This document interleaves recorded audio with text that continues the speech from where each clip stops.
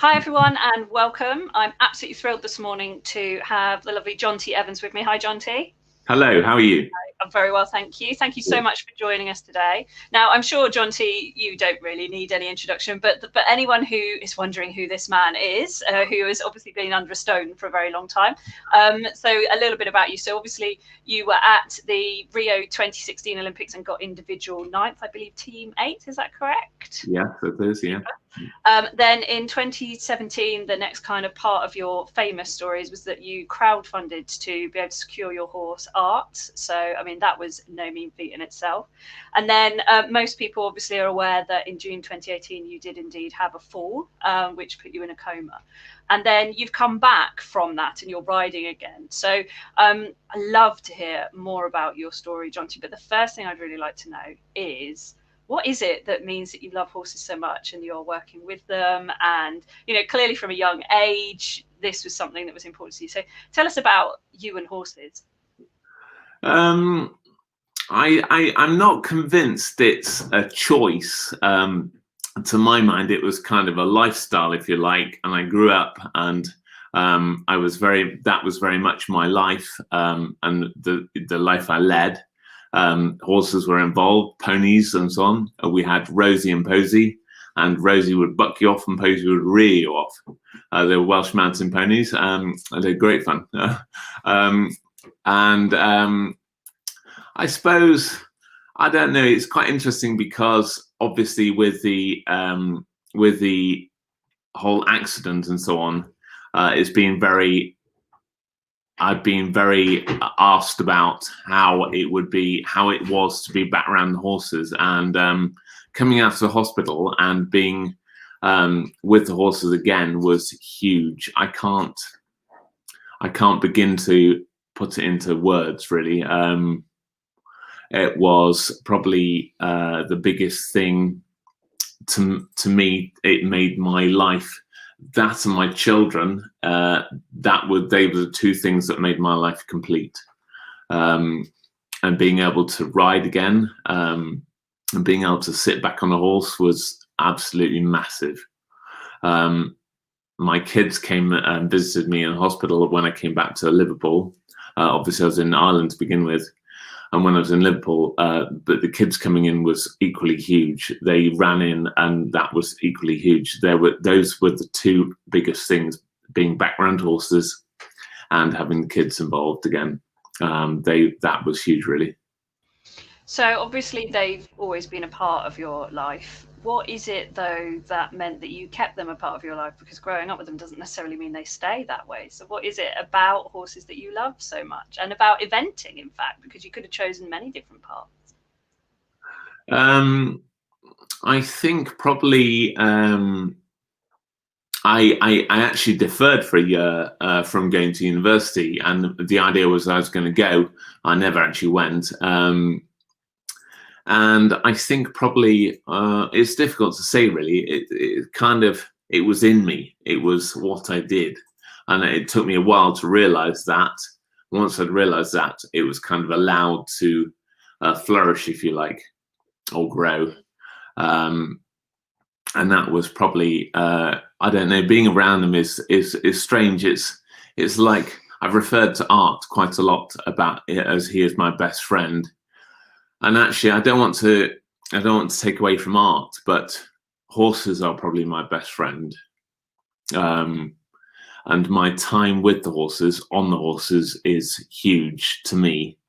It gives me time in my head, clear everything out, sort of feel comfortable again and feel at one with them. That's pretty much it, really.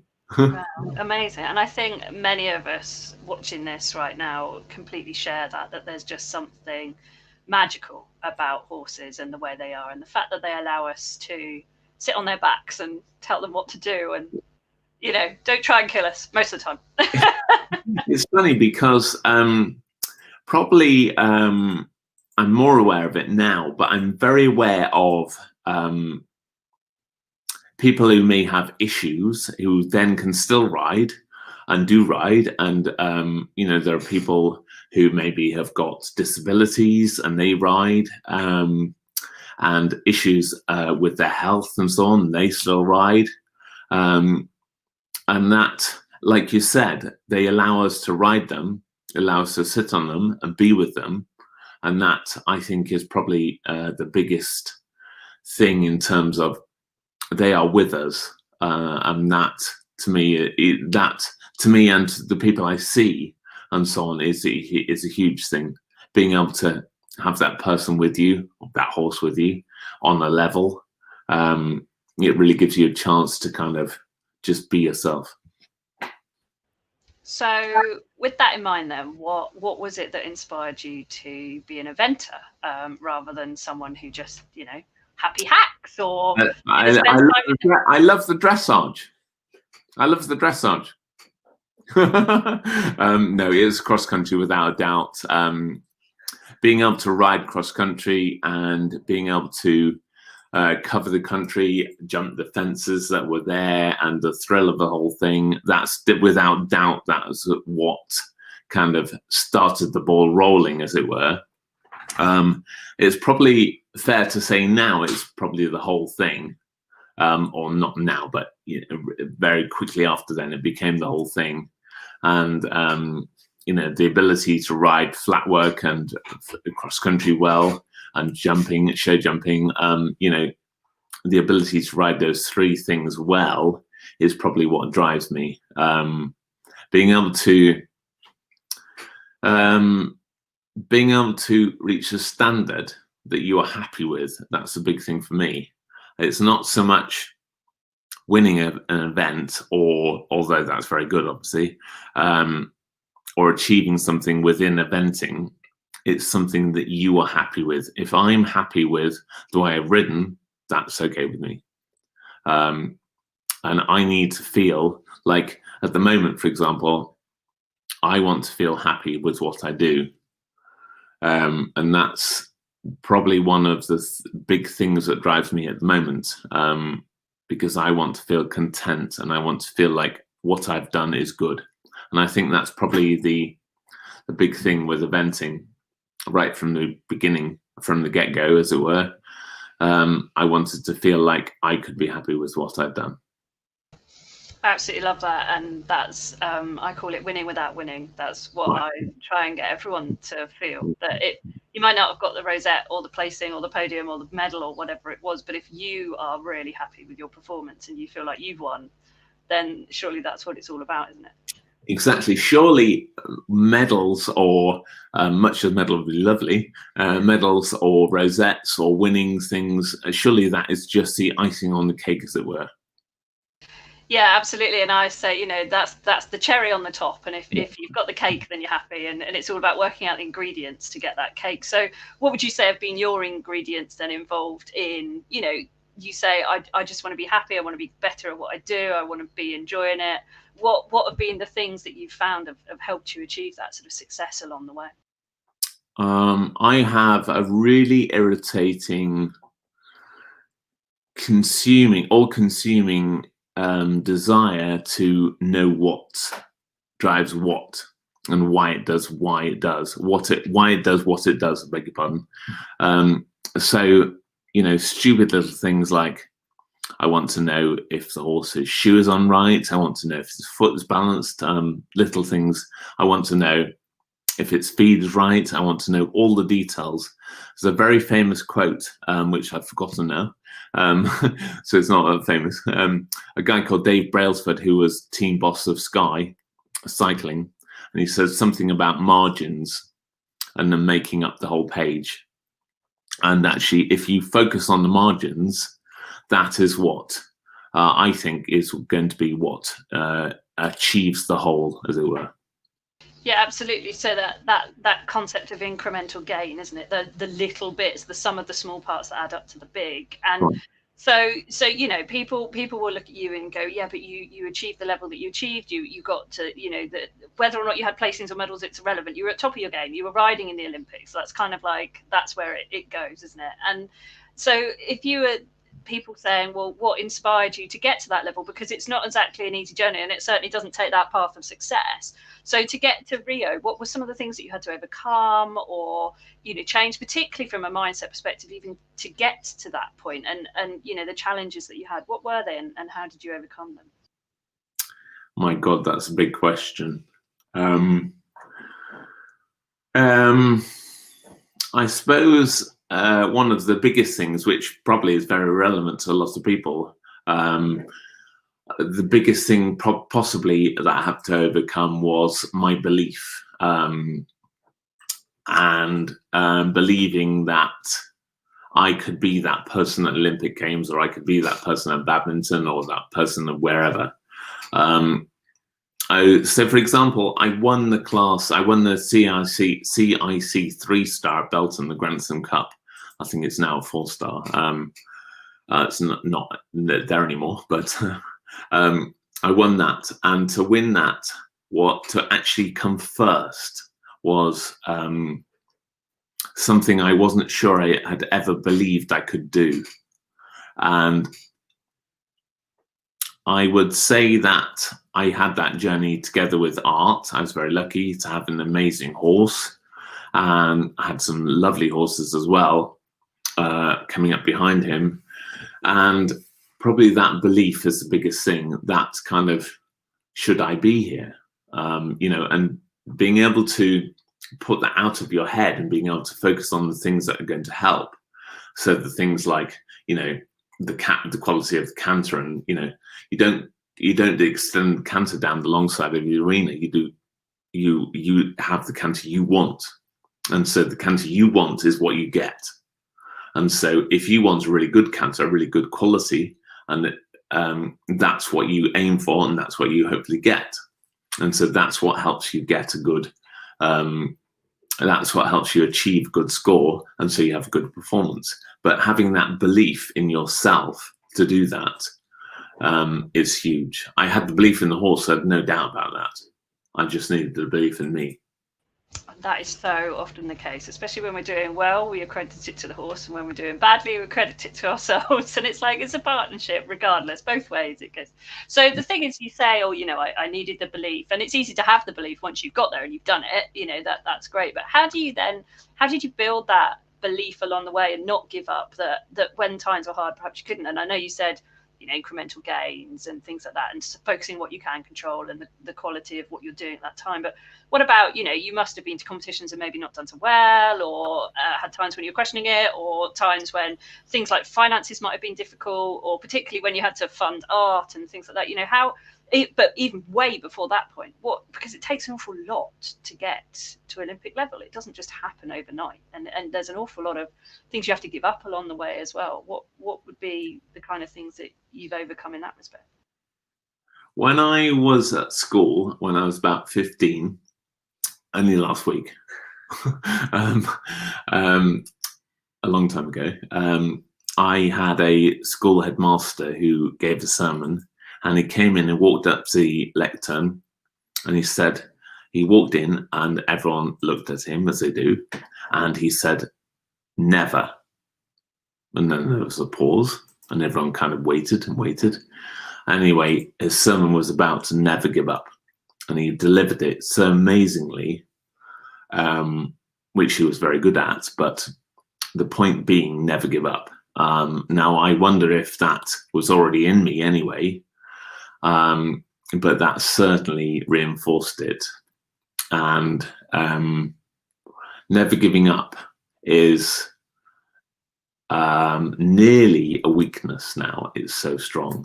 I couldn't give up because it just isn't what I do. And I understand that people have to try and find that within them, and I almost feel sorry for them, because to find that within me is easy. It's always there. And so the thing, like you said, about things that I've had to maybe overcome, or things that have been difficult and so on, that I've always had that belief that I would. I was interviewed for BBC, The Great North Run, by BBC Sport, and they said, tell us a bit about what it was like having the dream to be an eventer. And I replied with, it was never a dream. It was something I was just going to do.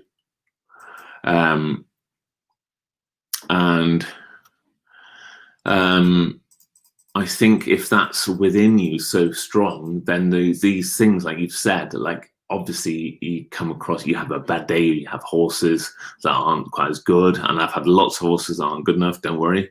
Everyone has those. And lots of horses that maybe butt me off when they shouldn't have done. And so on, and good horses who've let me down, and I've let them down, you know, so you kind of, as you say, it's a team, it's a partnership, and you have to overcome these things together. I think I'm not the best at it, but the big thing is to not let yourself brood on it. I do brood on it.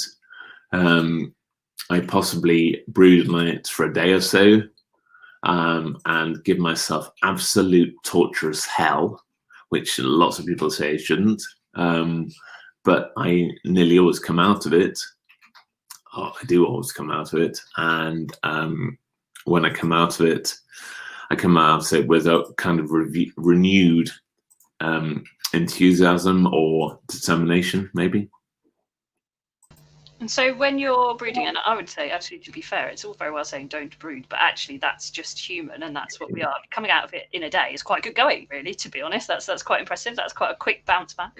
So, you know, you've learned to do that, and actually it's actually a good thing, because what you are doing is processing emotion, and actually that's really important. It's not about bottling it up and not admitting it's there. It's like going, oh, this is all terrible and crap and pants or whatever it is, and actually I'm going to bounce back now. That's it. You know, so what's the decision point that you normally make? Because there's nearly always a decision point to now change it around. At what point do you come out of brooding and get back into something more positive, more useful, more productive?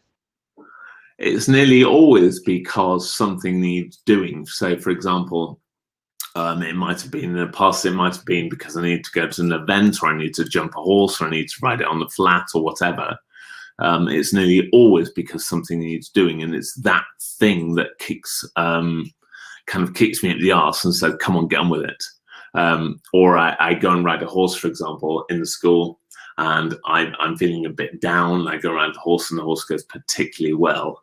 And that thing is the key to making me think, crikey, this is not so bad. Let's go on with this. And I think that in that respect, that's a reference, if you like, to horses that have been my best friend, because they brought me out of a hell of a lot. And so, speaking of a horse that brought you out of a hell of a lot, tell us about Art then. What is it that makes that partnership so special that you went to the ends of the earth to keep him as part of your life? I'm not emotional at all, but I could cry about Art. How do I put it across? Art is, and I'm sure it's not actually Art. I'm sure it's actually the bond that Art and I have that's the thing, not actually the horse. It's probably the bond he and I have. So I remember sitting at my kitchen table as the decision had been made to sell him after the Olympics. And obviously I was pretty hurt by this and pretty cut up about it. And I couldn't really, I tried every avenue, if you like. I've tried private funding, I've tried all sorts of things to try and start to raise money to buy him. And I sat there and I thought, there's no way he's going up that drive in someone else's lorry unless I've tried everything. And the last thing I was aware of was crowdfunding. I'd been out for a drink with a friend who's called Kodge. And Kodge ran a restaurant in Cheltenham. And Kodge had been, is called Andrew Kojima. And Kodge was second at MasterChef in, I can't remember which year. And so he came second, and then he crowdfunded to raise money to run the restaurant. and he was successful, obviously, and run a very successful restaurant. He's a very good cook, by the by. But he raised £50,000. And I thought, well, I'm going to have a go. I had to raise a lot more than that. Yeah, that's probably how I did it, or how I started. And so what was it that kept you, because you had to raise 500, I think, £1,000, wasn't it, for art? What was it that kept you going? Because it's not like you click your fingers and the money starts coming in. That would have been quite some process to go through, and some challenges even in that. It was without doubt, and I've said this several times, and there's been several instances of it. It was the people, or arts family, whatever you would like to call them, the people involved. It was them that kept me going, because to begin with, we launched it, and I was well aware. I actually didn't think it would work. I thought, there's no way this will work. I can't raise this much money. And I kind of went into it thinking, well, I've got to try everything, because I've literally got to. I can't watch him go that drive. And so I thought, I'll have a go. And literally, as we launched it, I can't remember the figures, but I think £60,000 or £70,000 was raised in the first 2 days. And that was it. I was hooked, because I thought this was going to drag me along. And I got dragged along by it. And it was the momentum that people created by donating. And, you know, the smallest donation I think we had was 50p. And every single penny counted. And again, that's just such a perfect example, isn't it, of how it's the little things that add up to the big, and you know, just concentrating on the little things and pushing those and tweaking those, and those adding up is how you get there. It's not, someone didn't just dump £500,000 into your bank account and say, there you go, you can have art. That would be lovely, I'm sure. And so, you know, one of the things that I come across an awful lot with aspiring eventers, particularly eventing, although in any area of horses they are expensive, is that people often feel that they're not going to achieve their goals or their dreams or their aspirations because they're not from a family with money, or, you know, they don't have a shed load of it themselves, or they haven't got a financial backer in that respect or anything. And so finding the money to get good horsepower can be really quite difficult. I mean, as you said yourself, you know, it's not like you get a youngster and you know it's gonna go there or what have you. How have you navigated that side of things and kind of kept going? Because not everyone can crowdfund £500,000 horse. Like that. I think you're the only one that might have done that, actually, Jonty, to be fair. How have you done that? What inspiration can you give to others that are wanting to give up because of something like finances? Well, when I was very young, I rode lots of different horses, and then I ultimately ended up working for Andrew Nicholson, and I learned a good deal of stickability, hopefully, or reasonable amount. And so when I started on my own, it was very much a case of I would ride anything. Now, I'm not sure that that's the right approach, but it does give you a pretty endless supply of horses. So, you know, the first 2 or 3 horses I had, I think that there was one, I remember her, a little mare, and she wasn't that big, 16 hands, I think. And she was scared of cows. So she literally used to go into the field and bolt. And so the owner had had enough. So, you know, she turned up. So I had to navigate her, don't go hacking in any fields of cows. And then there was another one, I had a racehorse, and he used to buck me off fairly regularly, or tried to. And, you know, things like that. So I have grown up riding a lot of different horses. Now, although there would be a cut-off zone for that, if you like, in that you need to ride better quality horses. And so the ones being naughty, if at the bottom of the scale, if you like, might not be the better quality horses. But it's definitely given me a kind of mentality that everything deserves a chance. And quite often I've ridden a horse and it's been really naughty for its owner and so on, and really badly behaved. And actually it's come quite good. One horse in the early days was a horse called Miss Oliver. You know, she went to advanced, and she literally wouldn't go over a pole on the ground when she first came. So that kind of approach is something that I don't see much of now. Young people, for example, tend to think that they can often give the impression that they think they are owed things. And I think that you've got to prove it. You've got to prove that you're able, capable, and kind of earn it. And then you get into the position like I did. I was lucky. I had some amazing owners who bought some fabulous horses, and I got into that position probably though through hard work. You know, I'd had the naughty horses first. I'd done my apprenticeship, if you like. I'd built up the owners. I'd built up, you know, the relationships, and so then it could flourish, as it were, and we could buy better horses. So again, it's, you know, put in the work, put in the determination, and it shows and it pays off. So yeah.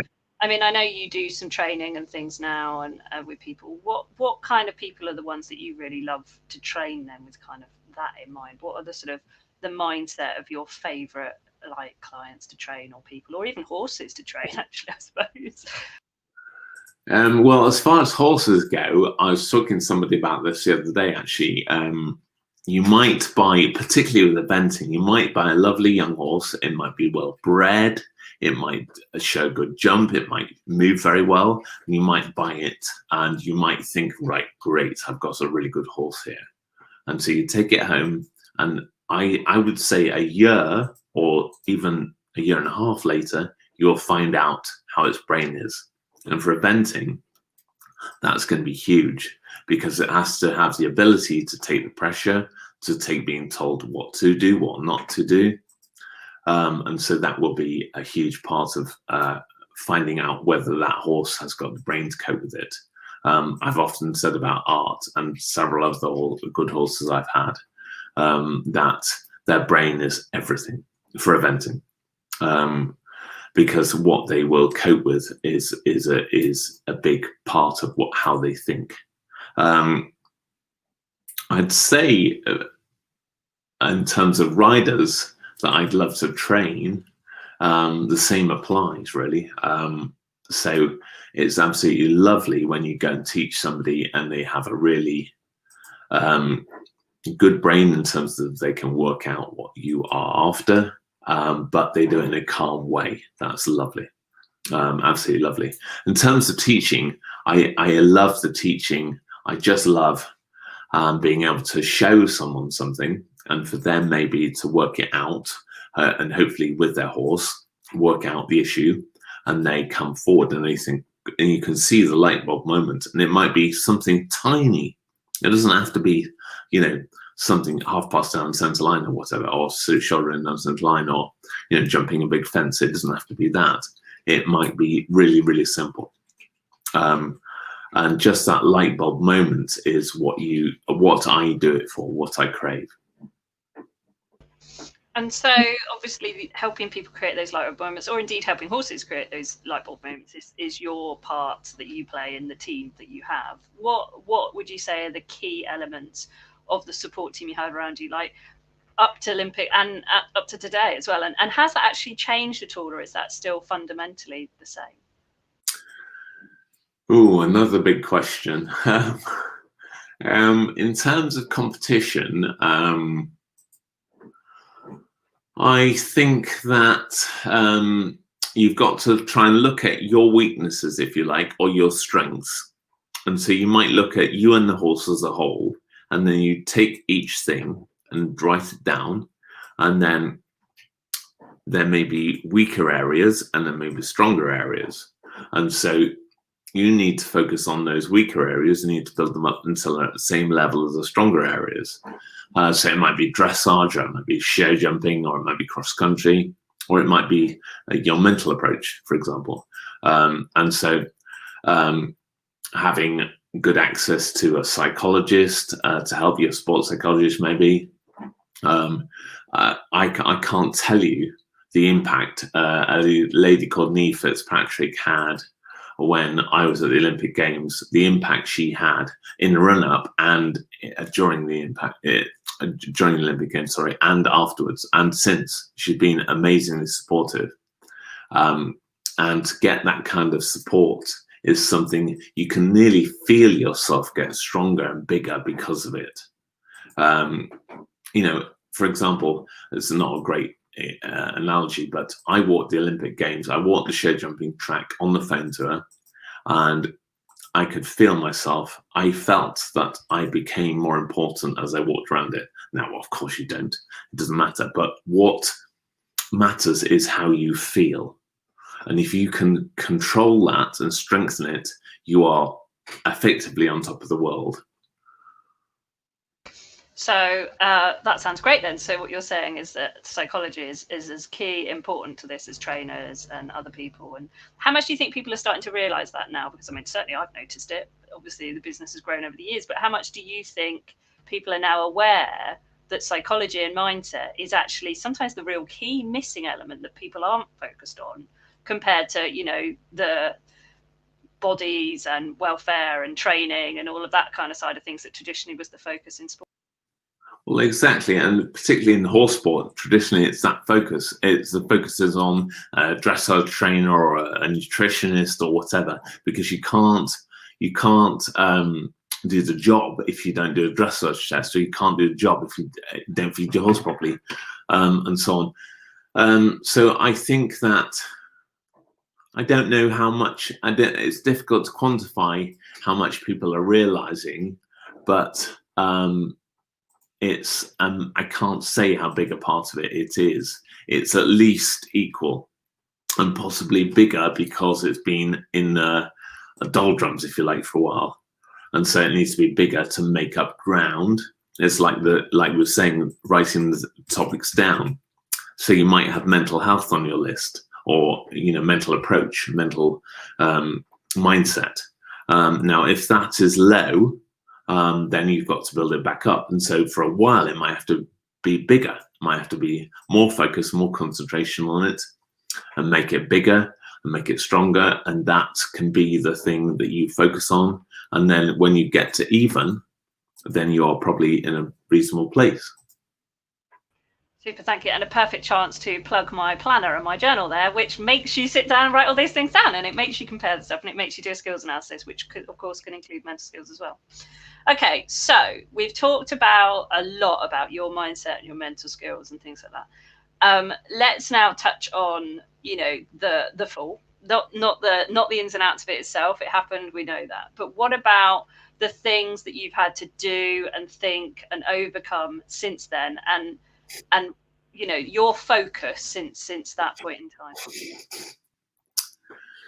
Oh, another massive question.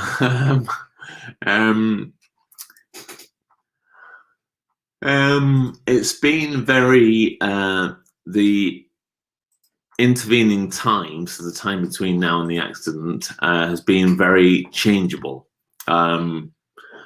Now, that may well be because of healing, as it were. Healing and improvement has got to occur and got to take time. Is going to take time. The one thing I've been really aware of is how long it takes. Alice Foxpitt said to me, it's a 5-year journey. And I'm not at 3 years yet. So, you know, and obviously William's been amazing at badminton and so on, and riding amazingly now. So to achieve those things, it has been, a lot of people have said to me, as you've said earlier, it's about the small things. And so being able to cross those small things off your list, and one day, because you've crossed them all off, you achieve a big thing. and that is probably the best feeling. So being able to canter art round, I particularly remember Barbary, pre-novice, being able to canter around on art, and he jumped double clear, and it was only pre-novice, B100, sorry. Now, being able to do that, a lot of people would say that because of the level I've competed at before, how could you do that? Or how could you get something from that?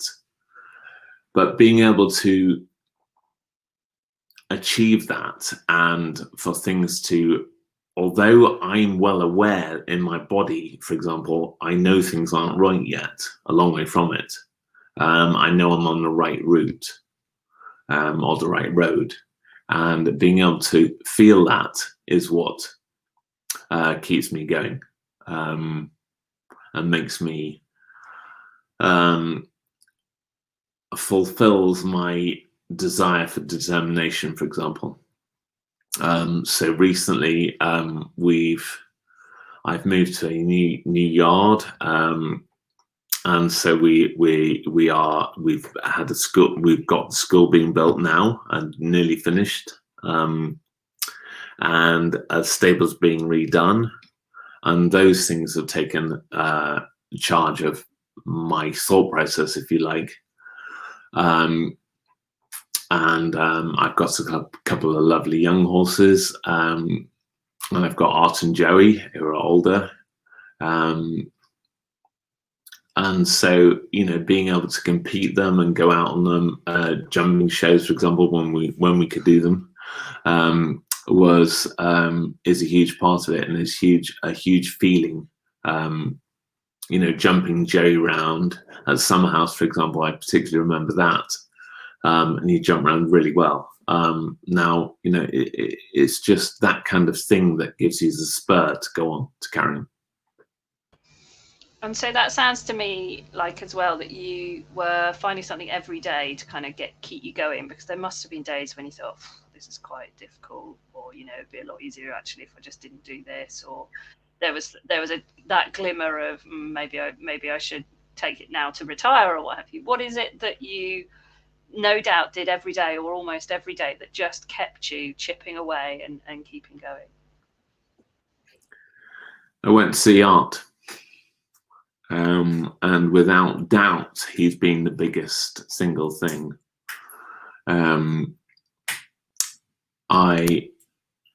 I could also say my girlfriend Michelle has been huge in all this, and helped me enormously.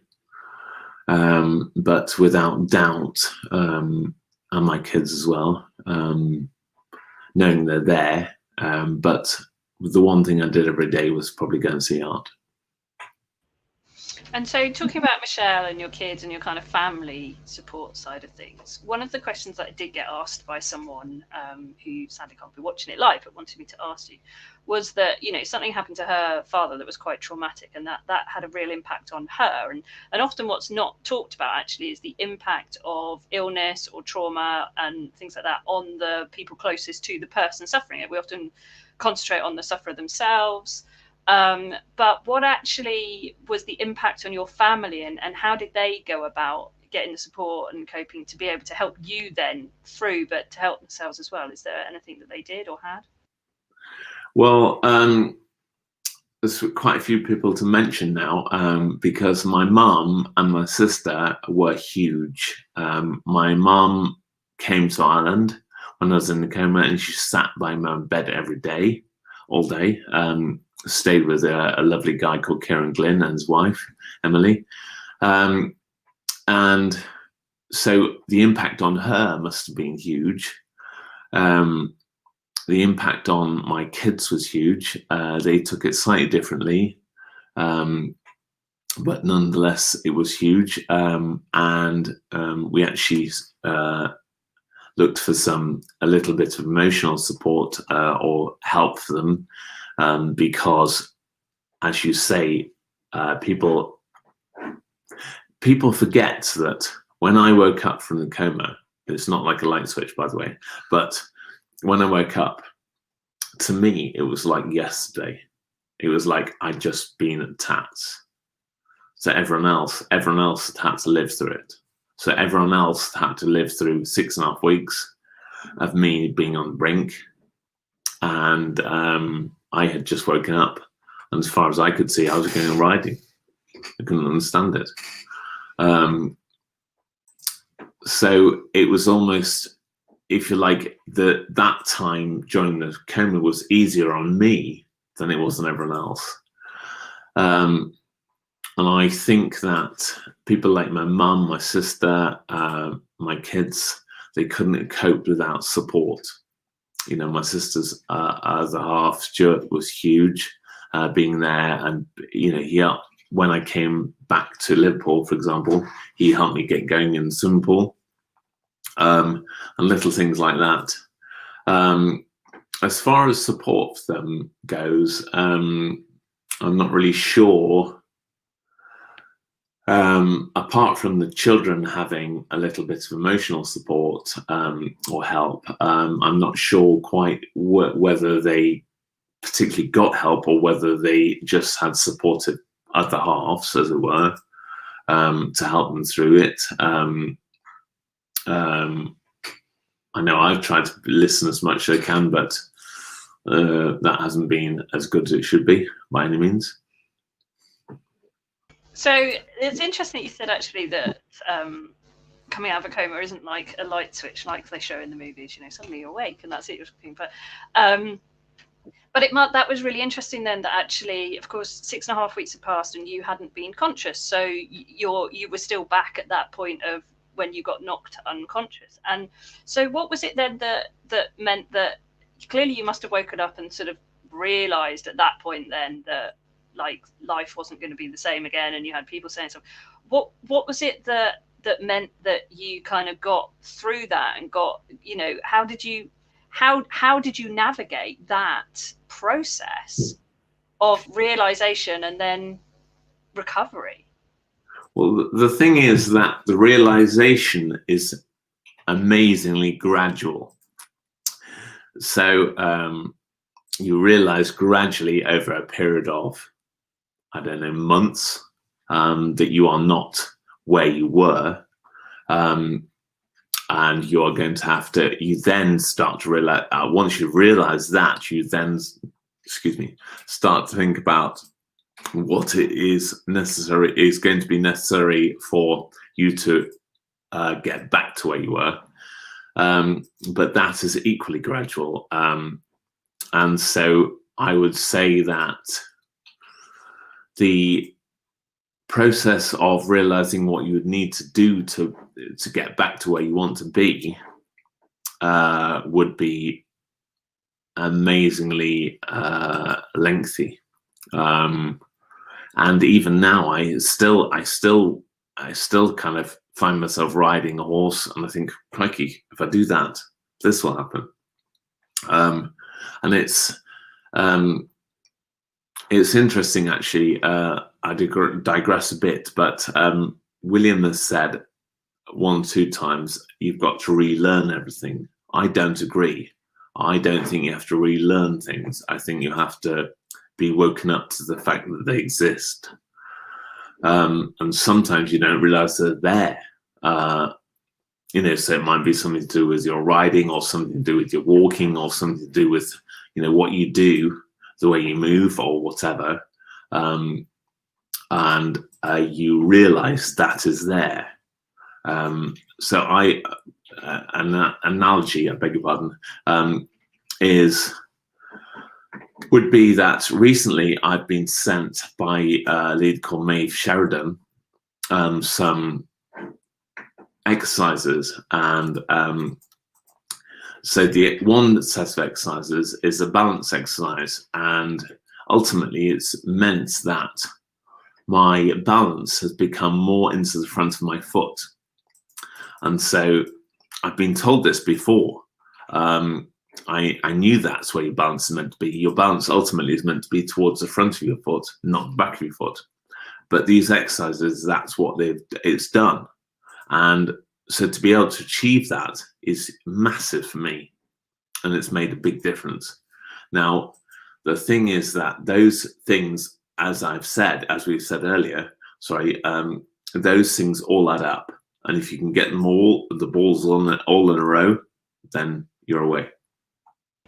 So it sounds like, in a rather perverse kind of way, that actually in having to go back and look at where there might have been things that weren't correct to begin with, you've been able to go back to the foundational level and kind of correct any bricks that were missing or weren't made very well in the wall of your skills, and go back to that conscious competence stage rather than the unconscious competence of you just do stuff. You've had to kind of really think at that level again, have you? Well, it's funny that you should say that, because Yogi Breisner gave me a few jumping lessons, and Yogi's obviously helped Laura and William, for example, after their injuries. And Yogi said to me then that awareness is huge. Awareness is probably greater now than it ever was. So, maybe you're right. What did Yogi mean by awareness is huge? I like that, but that's a bit like Yoda.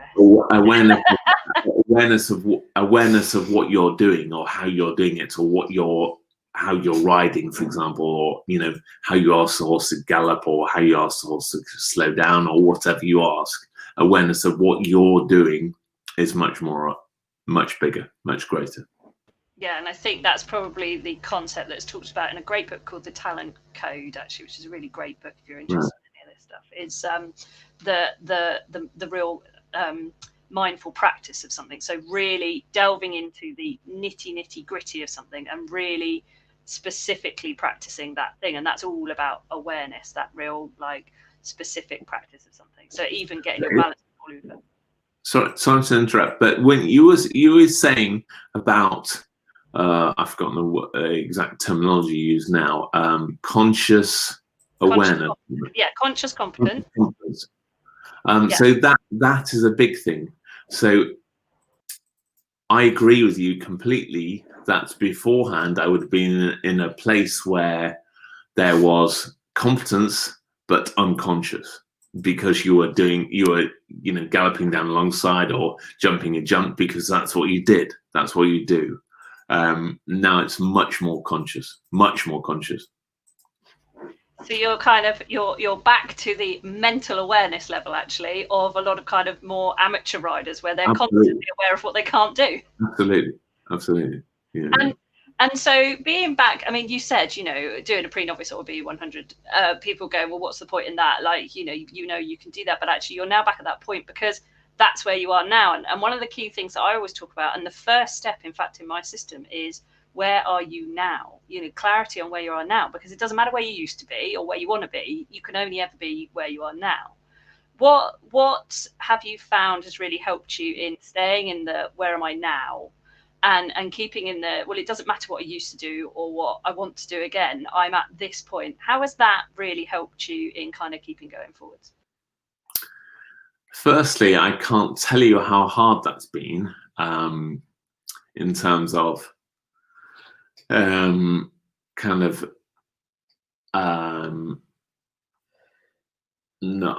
kind of being aware of where you were, because that's not going to help. Where you are now is what's going to help. Sorry, you have to say the second part again. Sorry. No, that's absolutely fine. How have you coped with that? Because actually it's something I really notice a lot in sort of particular amateur riders, especially ones who maybe did something years ago and then stopped or had a break or changed horses or something happened. And now they're constantly kind of beating themselves up or feeling guilty or annoyed about the fact that they're not at that point again. Now they're somewhere else that they consider lesser even, but that actually to pick themselves up and carry on, and whether or not they get back to that point is one of those things. So how have you coped with that kind of mentality, and that you were doing B100s because that's where you were at? How have you coped with that? Repetition. Okay, that was quick. Would you like to elaborate? Well, I can't. If you want a horse, for example, to learn shouldering, then you don't do it one day and expect it to know it. You do it one day, a bit, and you do it next day, a bit more, and the third day, and you carry on. And so it becomes a part of what it does. It becomes a part of its repertoire, if you like. And without doubt, I've literally just had to find where I am and do what I do and repeat it again and again and again and not stop. Brilliant. And I think that's a great bit of advice to anyone, actually, is to just stay focused on the now, keep going. And then the lovely part is that you can reflect back and say, actually, do you know what? I was in a coma, I had to relearn to walk, and now I am doing BE100s, which to some people is still a goal and an aspiration in itself, and to look at that and reframe it, we call it, think of it differently. I wouldn't say I'm very good at that. I'm not very good at looking back at all, whether it's good or bad. I'm not very good at looking back, and I need to be more aware of what I've done since, and take that as a positive. I'm not very good at that. Sorry. That doesn't matter. It's okay. We've all got strengths and weaknesses and things. I don't call them weaknesses. I call them opportunities. But or areas of learning. So. Yeah. And that's cool. But a lot of people actually, especially people like yourself that are driven, really, really driven, and want to get to the top level and just want to keep, well, not necessarily even want to get to the top level, just want to keep going and keep improving. That it's really common to have that real forwards focused and never look back. But I find with people that the looking back isn't a looking back from a negative perspective. It's more of a just taking stock for a moment and going, actually, look how far I've come. That actually can be really helpful, especially when you're having a moment where you feel like you're stuck or you're not really getting anywhere. It's just to go, this is just where I am at the moment, and that's fine. And so sort of start closing up then, what would you say are the main lessons that you've learned over the years of eventing, and what are your kind of main things that all of these incredible experiences have taught you? Oh dear, another big question. Without doubt, it is something about the horse and its abilities, because you might look at a horse and it might be able to do X, Y, and Z, and then you might find out later it can do, the rest. And so the ability to see the horse, judge it, but stay open to what it can then achieve can be huge. And a lot of horses have shown me that they are good and then they are better. And that's not always, sometimes that's because they've had to work hard. Sometimes I had a horse called Craig Warrior who was on my first ride at badminton, and he went to 2 European Championships as well. And he had an unbelievable work ethic. He would just try and try. Now that's the kind of thing you can't find out in the sales catalogue or in when you buy the horse or whatever. But that's the kind of thing you find out later. And that's probably the biggest thing that I've probably learned over the years. I'd say don't judge a book by its cover, but that's dodgy ground as well. You want to read the book first. Okay, so the analogy is you need to read the book. Yeah. And that actually is quite a great analogy in lots of ways.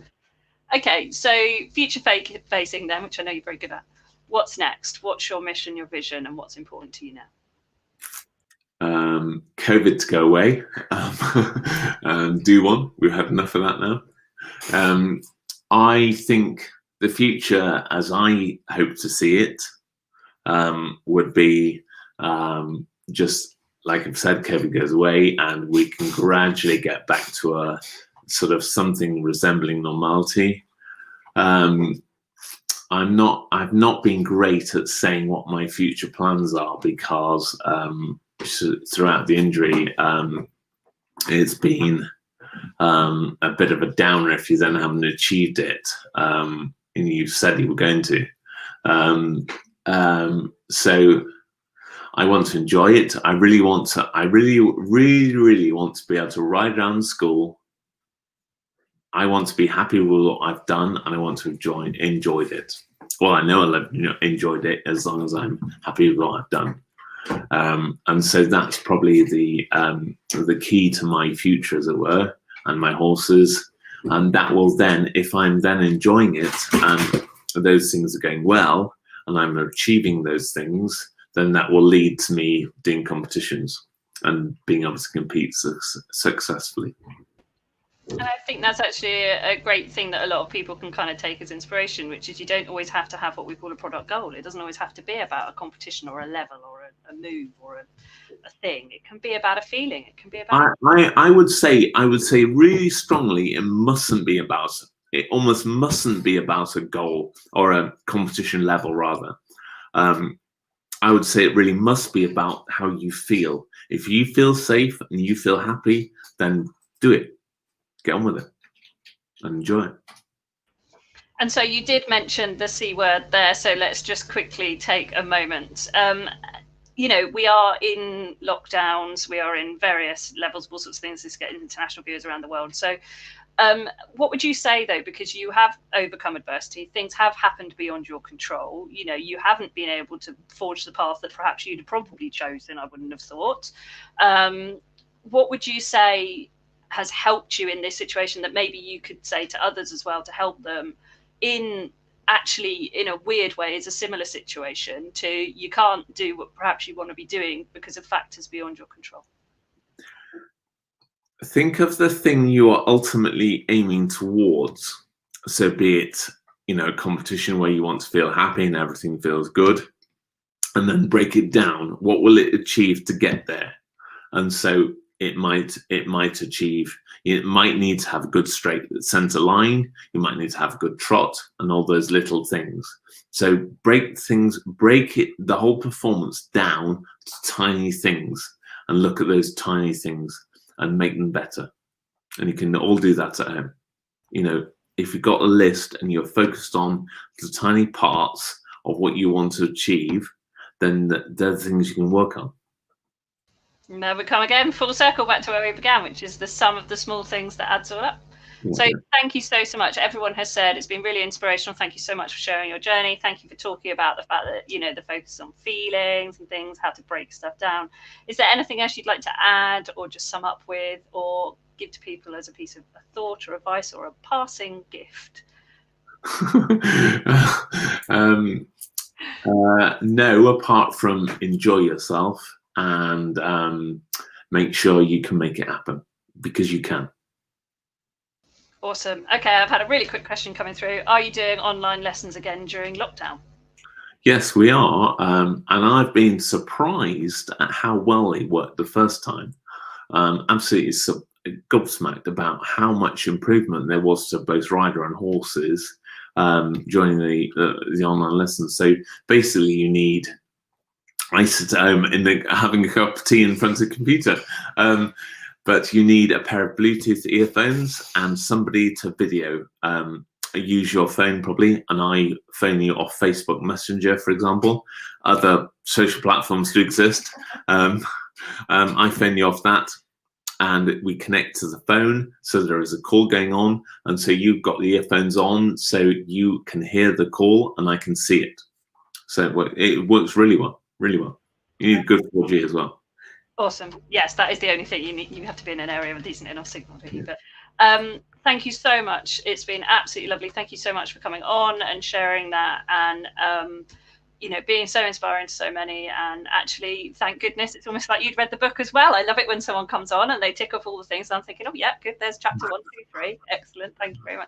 So it's been an absolute pleasure, Jonty. And if people want to get a hold of you or speak to you, or perhaps even book one of these online sessions, what's the best way for them to do that? They can either phone me, or my phone number is, well, I'm not allowed to say that. I'm not allowed to say it. Hey, look, you're allowed to say it. It's just whether or not you want to. But if there's a way to get a hold of you that's perhaps not just giving you a call, that's normally better. My email address is Jonty, Jonty Evans, all one word, @yahoo.co.uk. So use that. Perfect. That's probably better. You might not get some of the weird phone calls. You never know. You might just get some weird emails now instead. It's a bit easier to ignore those. So thank you so much. It's been an absolute pleasure, and hopefully this has given lots of inspiration and thoughts to lots of people, particularly in this time, to overcome adversity and keep going. Pleasure, Jenny. Thank you very much. Thank you. Okay, bye-bye. Bye.